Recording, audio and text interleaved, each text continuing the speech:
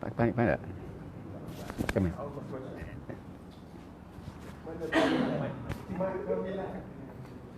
Ini kok. Ini boleh kami. Okey. Ingat lagi. Cukup dekat. Ya kan dah. Dah ada otomatik. Tak apa.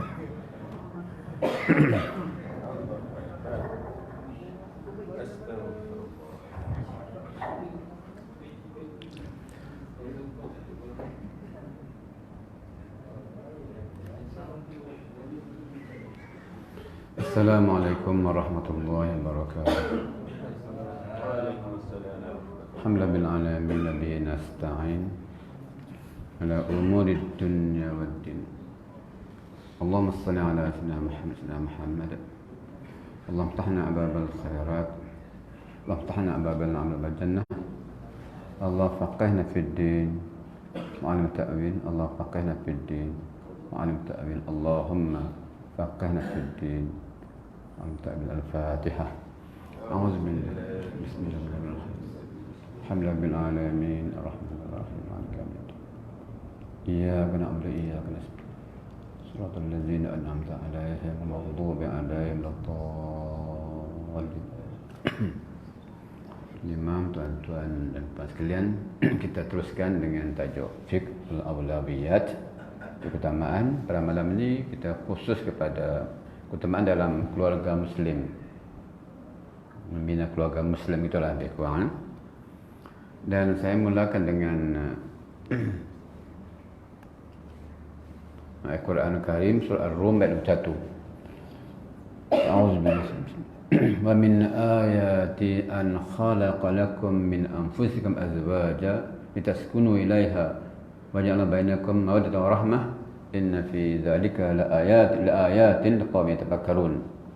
Min ayatihi, daripada tanda-tanda kuasa Allah Taala itu, an khalaqa lakum, bahawa Allah telah menciptakan bagi kamu. Khalaqa makna telah berlaku, makna fil madhi. Min anfusikum, daripada kamu sendiri, azwajan isteri. Taskunu ilaiha, untuk dapat ketenangan kepadanya. Wa ja'ala bainakum mawaddah wa rahmah, dan jadikan di antara kita suami isteri itu satu tarikan keseronokan dan mawaddah wa rahmah dan rahmat. Inna fi dzalika laayatin liqaumin yatafakkarun. Semua itu sebagai tanda bagi orang yang yatafakkarun, berfikir. Terjemah dia sebab sini. Dan di antara tanda kuasaan Allah, kuasanya itu ialah Dia menciptakan untukmu isteri-isteri dari jenismu sendiri. Jenis sendiri lah, bukan manusia-manusia juga. Tak ada manusia dengan jin atau dengan lain. Min anfusikum, dia kamu sendiri. Supaya kamu cenderung dan merasa tenteram kepadanya. Taskunu ilaiha, untuk sakinah, ketenangan. Dan jadikan di antara kamu kasih sayang, mawaddah wa rahmah. Sesungguhnya pada yang itu benar-benar terdapat tanda bagi kaum yang berfikir. Yang fikirlah, tak fikir tak apa juga. Sebab kahwin satu tuntutan perintah Allah Ta'ala. Hukumnya ada yang wajib, ada yang sunat, ada yang harus, ada yang haram, ada yang makruh. Golongan lima itulah. Kita kan wajib lah kan. Atau dah kahwin semua. Yang belum kahwin lagi, umumnya sunat lah. Jadi ayat ni sebagai asas pada rumah tangga bahagia. Tiga kalimah ni. Berkahwin itu untuk dapat sakinah, mawaddah dan rahmah. Dapat anak tiga orang perempuan, nama sakinah, nama mawaddah dan rahmah, selamat. Dapat tiga-tiga sekali. Ketenangan. Tapi kalau kahwin tak tenang, tak tenteram, ada masalah. Rujuk asal, rujuk sebab, rujuk niat kita. Kenapa kahwin? Kerana suka-suka, pun tak tenang. Kenapa kahwin? Ikut-ikut kawan, tak tenang. Kenapa kahwin? Mak suruh, tak tenang. Kenapa kahwin? Kerana nafsu, tak tenang. Kenapa kahwin? Kerana ramai semua kahwin, tidak tenang. Kenapa kahwin? Sunnah. Kahwin menambahkan ibadah. Kenapa kahwin? Untuk tambahkan menjaga maksiat. Untuk dapat zuriat salih-salihah. InsyaAllah tenang. Itu untuk as-sakinah, mawaddah dan rahmah. Surah Ar-Rum ayat 1.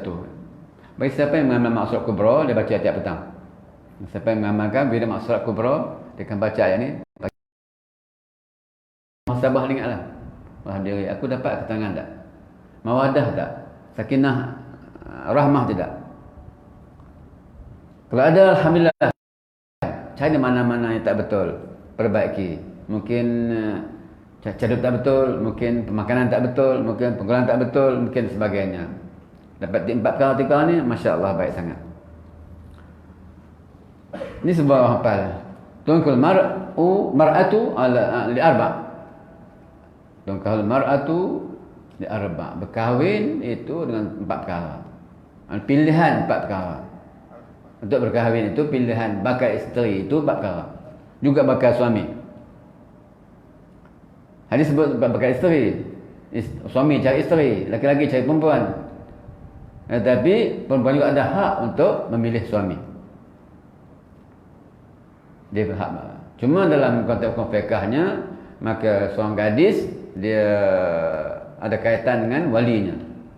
Kena persetujuan daripada bapaknya dan ke atas. Imam Syafi'i. Kalau mazhab lain ada yang tidak perlu. Bila anak gadis itu 25 ke atas, 25 ke atas, anak yang waras, perpajahan dia hak sendiri. Tapi kalau janda, hak dia sendiri. Bukan hak ayah, bukan hak datuk. Dia sendiri berhak menentukan siapa suami dia, janda. Disebabkan 5 liha. Yang pertama, Nabi sebut mahal, amwal, harta dulu. Nak pilih isteri, cari yang kaya-kaya. Sebut ma dulu, hal dulu, minta harta dulu. Sebab itu mungkin orang pandang itu kot. Nampak pakai kata besar ke, rumah besar ke, jawatan besar ke, gitu malia. Boleh hasabiha, itu berketurunannya. Jamaliha, cantiknya, rupawannya. Diniha, agamanya. 4 perkara. Semua tahu, seulang saja. Mal, harta benda, keturunannya, kecantikannya dan din, agamanya. Semua agak kena lelaki. Orang punya pilih suami yang kaya, yang keturunannya baik, yang handsome, tampan, bergaya, dan yang pegang dengan agama. Tapi Nabi ingat, fatfaz biatid din.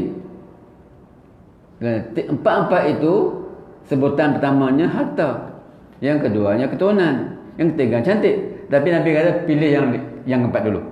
Ad-din, agama dulu. Tadi baik maknanya berkat insya-Allah taala. Mungkin dia bukan orang berharta, mungkin keturunan yang bukan baik sangat, tak terkenal, tak dikenali. Mungkin juga tak tampan, tak cantik sangat, tetapi pegang agama kuat, insya-Allah selamat, berkat. Itu ya. Sebab lain tak kekal. Cantik tak kekal, harta tak kekal. Orang kaya raya, kebakaran berlaku habis, banjir rumah habis, atau bankrupt habis. Kaya dan miskin tinggal. Dan memang baik bapak agak dia pindah belum. Bapaknya masya-Allah, datuknya semua masya-Allah. Mai dia belum tu lagi. Ataupun bapaknya tak baik, tapi mungkin dia lebih baik. Ada bapaknya mufti besar, bukan Malaysia lah, luar negara. Anaknya pelakon menyanyi. Yang tak baik lah, bukan pelakon tak baik. Pelakon yang baik-baik okey lah. Penyanyi bukan penyanyi yang itulah, nyanyi pun dah baik juga, nasihat agama. Mana yang cantik tak akal juga. Cantik, comel tu teh. Naik motor jatuh kat patah-patah gigi petang. Gompong, tak cantik lah. Baru hidung lagi. Jadi maknanya semua tak akal. Yang akal agama. Kita tengok je. Tengok sikit orang raya. Kaya tu apa dia? Orang kaya yang pemurah. Dia kaya. Kita pilih menantu yang kaya tapi kedekut. Menantu kaya yang keturunan yang kedekut. Tapi sumber yang haram. Kaya tapi membazir harta. Tak. Kaya yang apa dia? Yunfiquna amwalahum fi sabilillah. Yang infak harta Allah Taala. Yang infak. Kaya sumber tak betul, jangan ambil. Kaya sebab betul, tetapi guna tak betul, jangan ambil. Kaya cara dapatnya guna pun betul, tapi kedekut tak masuk. Jadi orang kaya yang sumbernya halal, kaya yang duit sumber halal itu guna untuk halal, kaya yang sumber halal itu dan infak harta Allah Taala. Ya, jadi itu bukan nampak kaya orang kaya tu nanti mati pencen besar tu. Bukan itu. Sumbernya haram, makan benda haram. Makan benda haram, kul lahmin nam haramin fannar aula bih. Darah daging yang terjadi daripada benda haram, makan benda haram, an-nar, habis neraka yang selayaknya. Maka kita tak mahu anak kita, menantu kita, cucu kita, cik kita masuk neraka kerana makan benda haram. Sumbernya halal, tapi digunakan untuk haram. Dia derma kepada benda-benda yang haram, dia mengajar benda-benda yang haram. Maka di akhir nanti, Nabi sebut, di pada masa nanti, tapak kaki kita tak boleh gerak walaupun satu langkah. Ditanya 4 kali, di antaranya an malihi, daripada hartanya, min aiksabu wa fi anfaqah, di mana dapat, dan ke mana digunakan. Kalau tanya kita, pendapatan kita bulan itu di mana dapat, di mana digunakan. Dapat yang halal, guna yang halal, selamat. Dapat halal, guna tak halal, tak selamat. Dapat haram, guna halal, tak selamat. Duduk haram, tak lagi tak selamat. Maksudnya yang selamat ialah dapatan yang halal dan digunakan untuk yang halal. Okay, ringkas je, nah? Itu maknanya pilih menantu kaya, pasti kaya itu sumber yang halal. Yang halal dan sentiasa infak fi.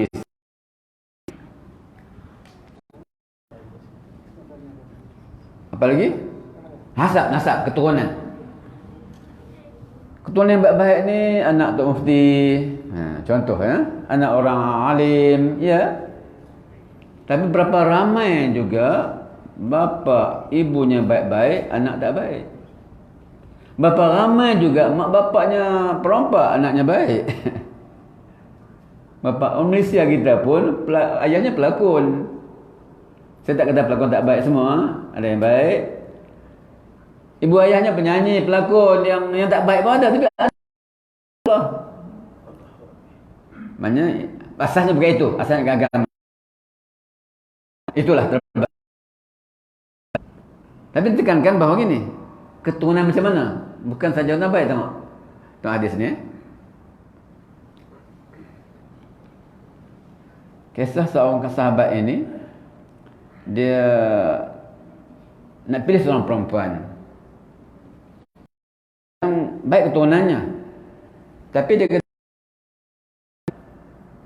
atazawwajuha. Seorang sahabat ni jumpa Nabi SAW, ya Rasulullah, aku nak kahwin seorang perempuan. Dah jumpa dah. Elok.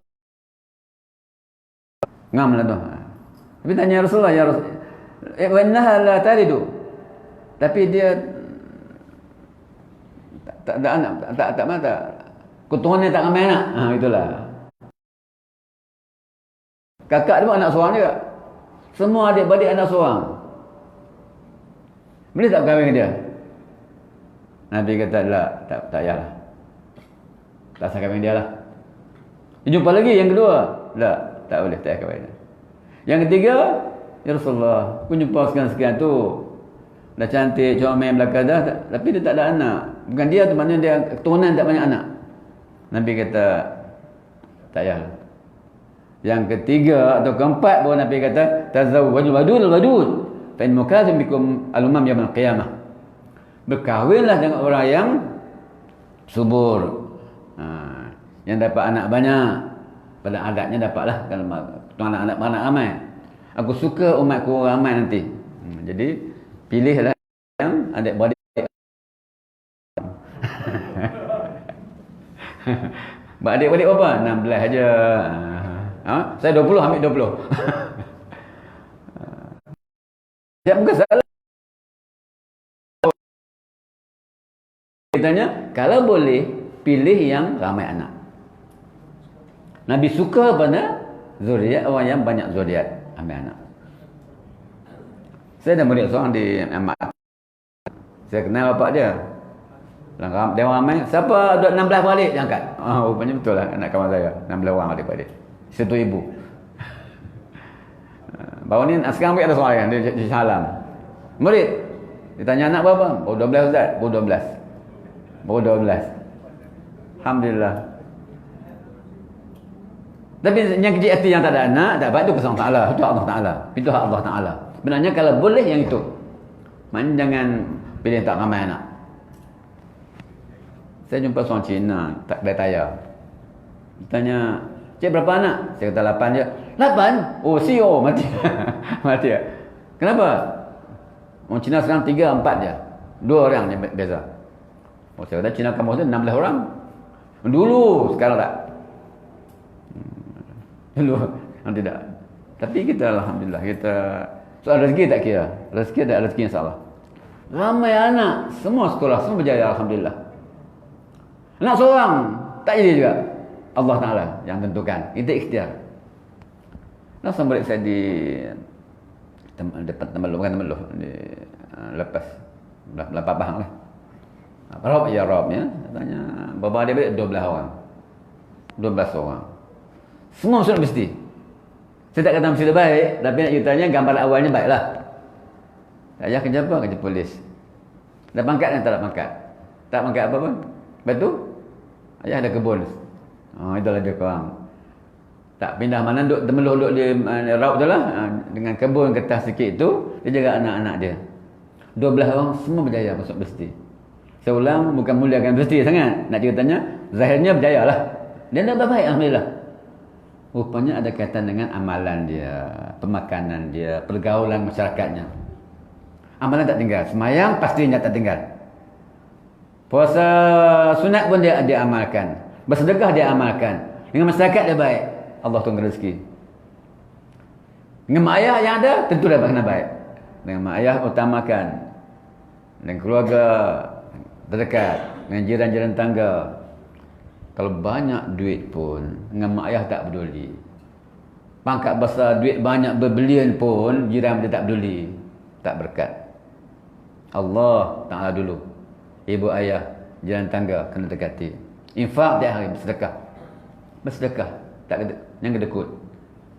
Tak banyak tak apa, satu cukup lah. Satu banyak. RM1 pun okey lah. Satu hari RM1, masuk tabung RM1. 2 perkara dapat. Yang pertama dapat pahala sedekah, yang kedua dapat doa malaikat. Kita bersedekah. Petang boleh, malam boleh. Cuma pagi ada khusus dipanggil sedekah pagi itu. Subuh itu. 2 perkara dapat pahala. Yang kedua doa malaikat. Apa malaikat kata? Allah ma'timumfikan halafa. Masuk duit tabung saja, Allah ma'timumfikan khalafa. Ya Allah berikan kepada sedekah ni halafa, keberuntungan. Kalau tak sedekah, sampai tengah hari, malam, tidur tak dapat, Allah ma'timumfikan talafa. Yang sedikit kedekut ni kerugian. Jadi biarkan setiap hari sedekah. Kalau tak RM1, RM50. RM50, RM10. Dapat doa malaikat.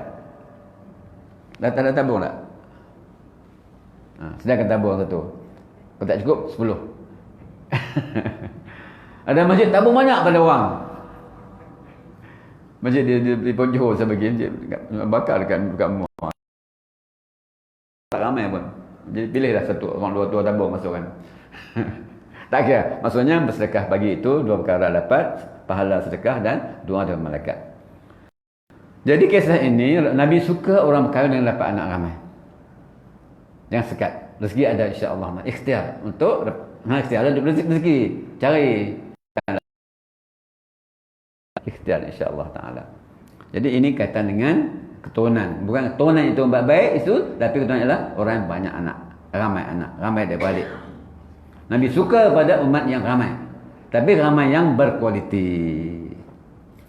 berkualitas. Punya nanti dia ada ilmu, ada amal, sebagainya, berakhlak. Juga keturunan yang baik itu adalah orang yang menjaga maruah diri. Keturunan baik segimana tu? Duniawi tak masuk, bukan dunia. Karena dia kemuliaan dunianya bukan itu, mulia akhlaknya. Ada ilmu, tak ada akhlak. Beramal, tak ada akhlak. Tak akhlak. Kata Ahmad Syauqi, umat ini selamat, bahagia, dikenali, ternama kerana akhlaknya. Inhum zahabat akhlaqum zahabu. Kalau akhlak tidak ada, tidak ada mana apa-apa. Ini Masya Allah, tapi tak beradab. Ilmu Masya Allah, tak beradab. Jawatan tinggi dalam agama pun tak ada beradab. Contoh saja, tidak. Maksudnya, kena ada adab. Adab di atas segalanya. Allah dulu, Allah Ta'ala. Dan Rasulnya. Dan sebagainya. Beradab dengan manusia, Allah tak beradab. Baca Quran, baca Alhamdulillah tak ada adab. Baca Quran tak ada. Adab baca Quran dia berwuduk. Sebaiknya baca kiblat. Sebaiknya nada surah yang sesuai. Kita baca ayat Allah sebaik mungkinlah. Kalau tak boleh buat. Baca hadis Nabi pun sebaik mungkinlah. Kalau tak dapat, terserahlah kemampuan kita sekat itu kan. Itu balik bercantik.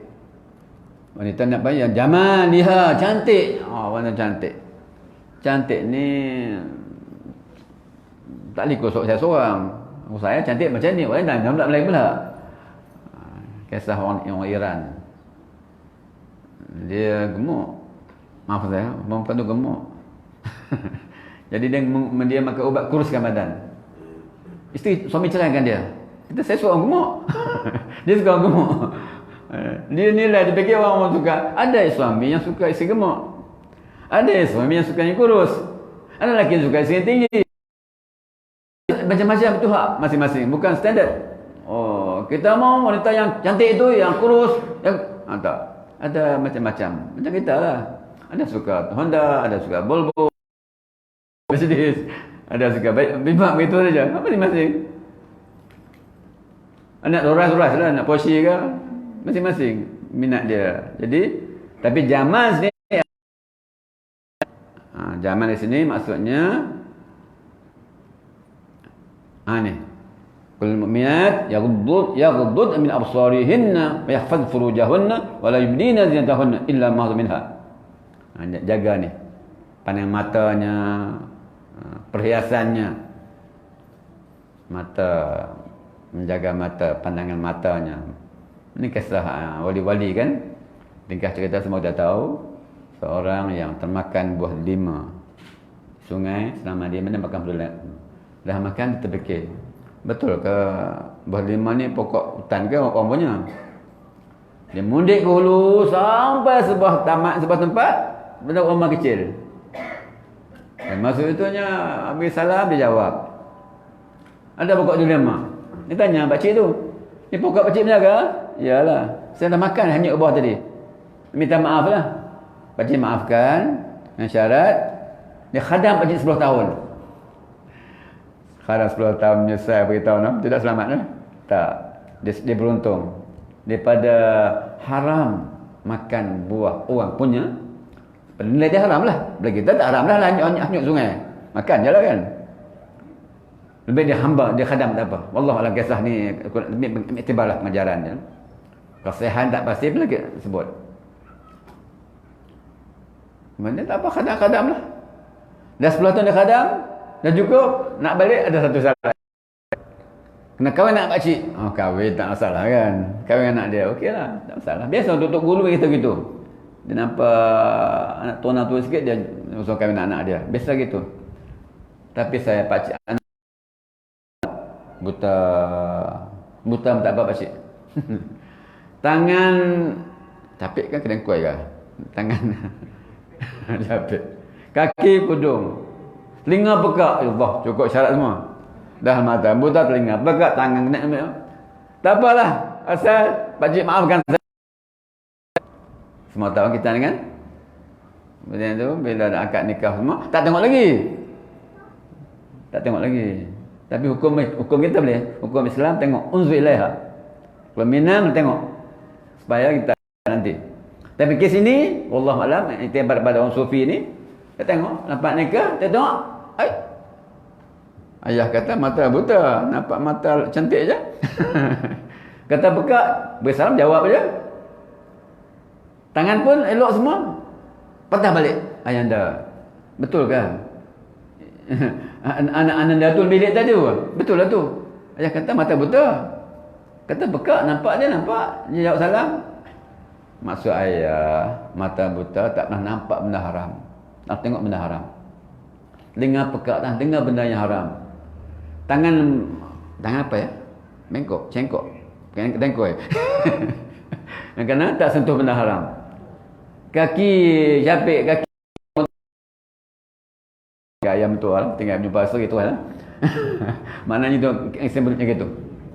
Itu maksudnya wanita yang cantik yang baik itu, si agamanya itu ialah mereka yang menjaga hal haram. Itu ya. Sikit je. Okey, habisnya. Itu maksudnya rumah tangga yang bahagia, rumah tangga yang aman damai, tentram ni kena pegang pada agama.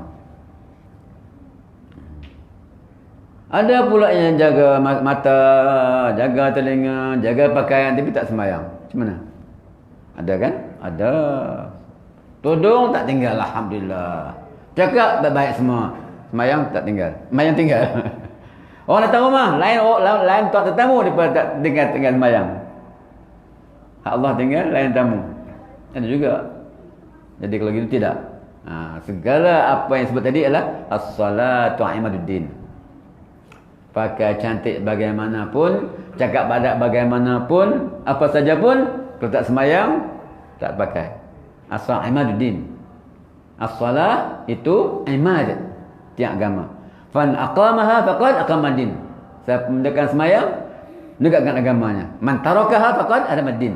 Tinggal sembahyang, hadamaddin, musnahkan agama. Orang tak sembahyang untuk agama. Orang sembahyang menegakkan agama. Sembahyang pula diperelokkan. Dulunya sembahyang main juga, main zuhur. Tapi pukul 4.30 main zuhur. Tapi perbaikilah. Zuhur pukul 1.30, main pukul 1.30. Dulu sembahyang juga. Tapi asal sembahyang, sekarang perbaiki dengan bacaannya, tamak-ninahnya dan sebagainya. Perelokkan. Itu yang maksudnya baik insya-Allah. No? Jadi jaga sembahyang. Kalau sudah baik pakaiannya, tutur katanya, pergaulannya, tak sembahyang, mardud ditolak. Guru saya yang sebut, ada kawan dia tak berjudi, tak minum arak, tidak berzina, tidak mengumpat, macam-macam tidak.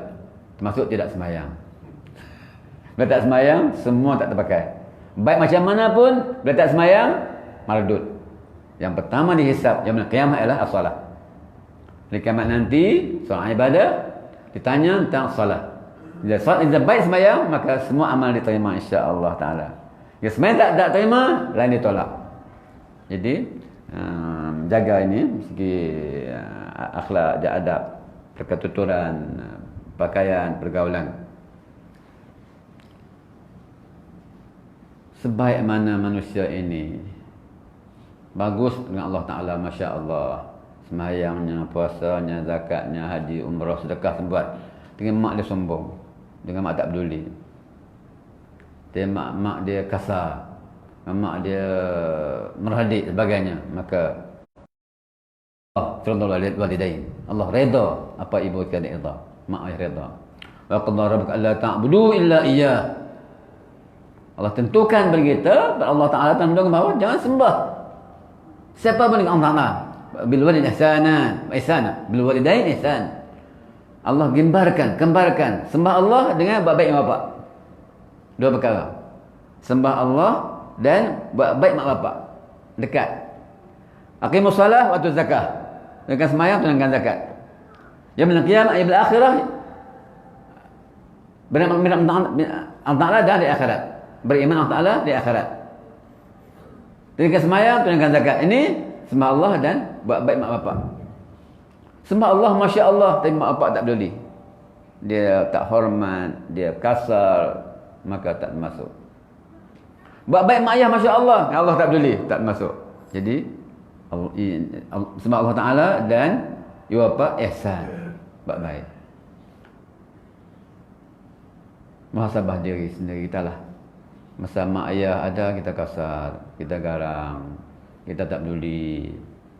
Utamakan orang lain. Ada sembah Allah dah meninggal. Orang kaya, anak ramai. Saya tanya dia, tuan tak balik kampung ke?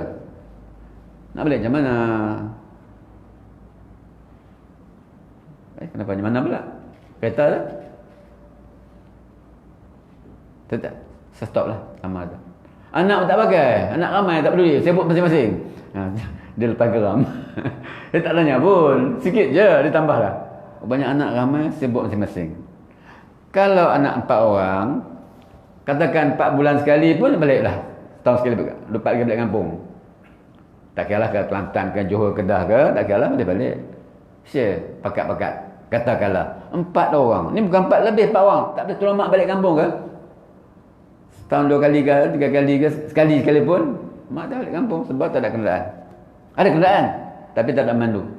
Tak ada orang teman. Umur 60 lebih 70. Umur 60 lebih ni kuat lagi. Tapi ni harap sangat. Mudah jatuh. Saya sendiri pun tak balik kampung sendiri dah. Dah lama tak balik kampung sendiri. Baru nak balik kampung sendiri. Lama tak balik kampung sendiri. Anak kata tak payah, kami bawa hantar. Alhamdulillah sekat ni lah. Sekat ni alhamdulillah anak-anak baiklah. Jadi anak-anak kita pesan gitu. Tapi biasanya kita juga. Biasanya kalau kita baik mak ayah dulu, anak baik kita insya-Allah taala. Bil abarukum tabil abnaukum. Kita baik mak bapak kita, anak kita baik kita. Kita hormati orang tua, kita kata orang hormat kita. Di masa muda kita tak hormat mak ayah kita, bila kita tua besok anak tak hormat kita. Masa muda tak hormat orang tua, bila kita tua anak muda tak hormat kita. Jadi Allah bagi kes barang kes. Kita menghina orang tua, kita tak peduli orang tua dan mana. Bila kita tua, kalau Allah panjang umur, kita pula tak dipeduli orang oleh muda. Jadi bila anak bila pada tua pula, maka fala taqul lahum uffin. Fala taqul lahum uffin. Yang kata uff pun tak boleh. Apa nama dik lagi tak boleh. Maka berkatalah qaulan karima. Berkata-kataan baik. Jangan salah. Dan berdoa.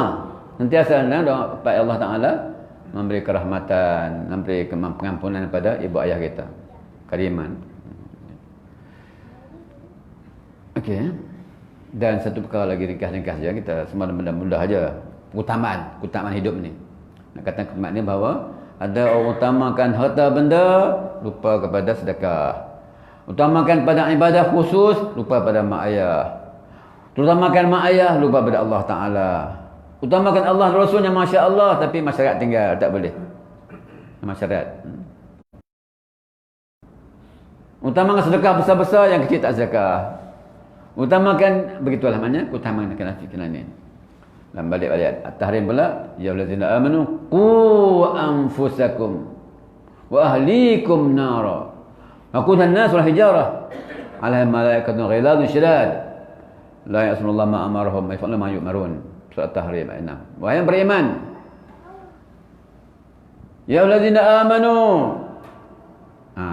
Tajuan senang. Kata Syekh Qutb bila dibaca ya allazina amanu, semua diam. Ya allazina amanu, semua diam lagi. Ya allazina amanu, diam juga. Mana tidak ada orang beriman. Wahai orang dengkil, semua diam. Wahai orang taman arkid dah. Taman arkid, diam semua. Bukan taman arkid orang lain. Mana beriman? Saya. Itu betul. Itu contoh orang sensitif dengan panggilan. Ya allazina amanu Allah ada perintah. Ada perintahnya. Ayat ini wala beriman ku anfusakum. Ni aulawiyat ni ku tak aman. Naik ke motor bang. Orang bagi beritahu kita bila nak patah, kalau ada kecemasan pakai kita dulu. Kan? Kita pakai anak dulu, kita dulu. Allah mak utama diri sendiri. Tak, kita dulu sebab dia akan selamat diri dia untuk selamat anak. Kalau pakai anak,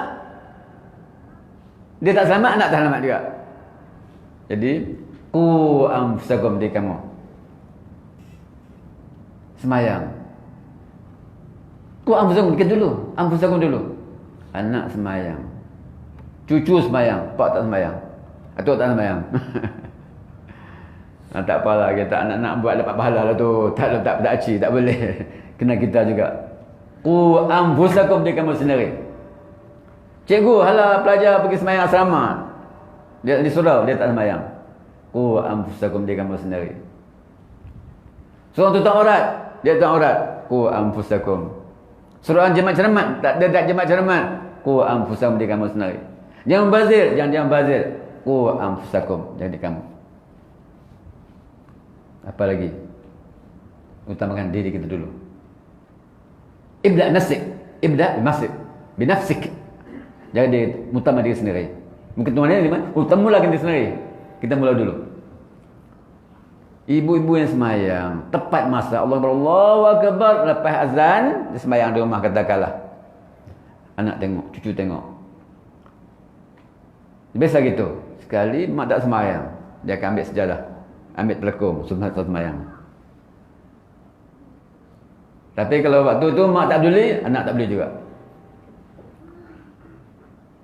Pagi-pagi mak dah berwirid, hari ni tak wirid, dia akan ambil Quran bagi mak. Biar atok dia. Kalau mak dia main WhatsApp je, dia pergi WhatsApp lah.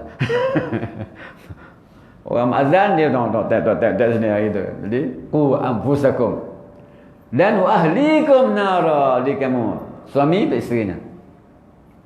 Sayanglah kalau suami pergi sembahyang masjid surau, isteri dibiarkan dengan gamenya, dengan Hindustannya, dengan raja lawaknya, dengan apa lagi? Esok mati Allah tanya. Dan isteri tu ungkit, dia pergi sembahyang sendirian, dia tak nak ajak aku. Dia ajak, tak nak, tolong ajak sendiri. Dipimpin, dia ajak, dibimbing, tak nak, itu hak dia sendiri. Tapi dah tak diajak, tak dipimpin, tak disuruh, tak dibimbing, maka esok akan ditanya. Bimbang kalau tersekat dalam syurga. Walaupun di syurga dia tersekat kerana tak ajak isteri, tak ajak anak-anak. Kalau anak isteri, kalau pemimpin, kalau imam, itu dia. Tunggu saya kata gini. Hakikatnya sebuah negeri itu raja, sultan yang kena suruh kita semayang Jumaat dengan fardu, suruh puasa Ramadan, suruh keluar zakat. Dia raja-raja turun kepada mufti. Ini bahasa lama, bukan bahasa baru. Mufti yang untuk bersampai kepada kita ni. Qadhi besar dan sebagainya lah, istilah yang sama lah yang baik bang. Mufti turun kepada qadhi daerah. Qadhi pula jadi turun bantu imam. Tu imam pula turun saya pula. Akhirnya semua lepas. Dan akhirnya semua tak lepas. Allah kata setiap orang. Di pada masyar bukan kumpulan, bukan tanya kumpulan. Farda. Tiap orang. Tiap kita tanya. Dia tak kata, semua orang nekir datang. Jawab soalan. Ketua kamu jawab. Teman jawab. Tak. Tiap kita ditanya. Pakai wakil senang kan. Ketua kampung jalan jawab. Bagi pihak kita. Ketua iman jalan jawab untuk kita. Bukan rakyat jawab lah. Tidak. Tiap orang kita kena jawab apa yang kita buat. Latus alun nayam dan na'im. Allah akan tanya. Jadi, bagi beriman, ku anfusakum, di kamu, wa ahlikum nara. Jaga apa dia? Tempat api neraka. Nar api neraka. Narullah al-muqadah. Narullah al-muqadah. Api Allah Ta'ala yang menyala-nyala. Yang bakarnya hatta hati. Saya kutub mentah saya, kenapa sampai hati? Sebab hati ni punca segalanya. Hati inilah yang mengarahkan anggota itu dan ini. Maka sebetulnya pembakaran nanti di alam neraka hingga afidah hati. Jadi narullah. Narullah bukan nar biasa. Api Allah maksudnya khusus untuk membakar makhluk jahat, makhluk ingkar, makhluk kafir, fajir, mujrim. Jadi jaga api neraka. Bukan api dunia. Bukan hukum dunia, bukan penjara dunia. Akhirat. Dunia tak lama. Masuk penjara 10 tahun, keluar bebas. 20 tahun, keluar bebas. 1 tahun kepanjang pun tak lama 1 tahun. Sebab bila mati nanti selamanya. Inna jahannama kanat mirsada lit-taghina ma'aba labithina fiha ahqaba.